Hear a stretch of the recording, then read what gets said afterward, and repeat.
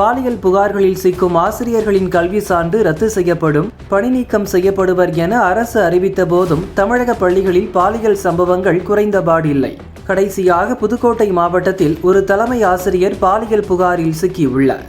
அரிமளம் அருகே உள்ள அரசு உயர்நிலைப் பள்ளியில் 350க்கும் மேற்பட்ட மாணவ மாணவிகள் படிக்கின்றனர். 10ஆம் வகுப்பு பயிலும் மாணவி ஒருவர் சைல்டு ஹெல்ப்லைன் நம்பருக்கு போன் செய்துள்ளார். உதவி தலைமை ஆசிரியர் 58 வயது பெருமாள் பாலியல் சில்மிஷம் செய்வதாக அந்த மாணவி புகார் கூறியுள்ளார். மாவட்ட குழந்தைகள் நல மையம் சார்பில் குழந்தைகள் நல அலுவலர்கள், பொன்னமராவதி பொறுப்பு டிஎஸ்பி குமார் மற்றும் அரிமளம் போலீசார் நேற்று மாலை பள்ளிக்கு சென்று விசாரணை நடத்தினர். அப்போது மேலும் 6 மாணவிகளும் உதவி தலைமை ஆசிரியர் பெருமாள் மீது பாலியல் புகார் கூறியுள்ளனர். விஷயத்தை கேள்விப்பட்டு பள்ளி வளாகத்தில் ஏராளமான பெற்றோர்கள் கூடிவிட்டனர். பெரும் பரபரப்பு ஏற்பட்டது.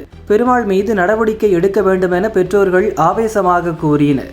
விபரீதம் நடந்துவிடக்கூடாது என்பதால் பெருமாளை போலீசார் பாதுகாப்பாக போலீஸ் நிலையத்துக்கு அழைத்து சென்று விட்டனர்.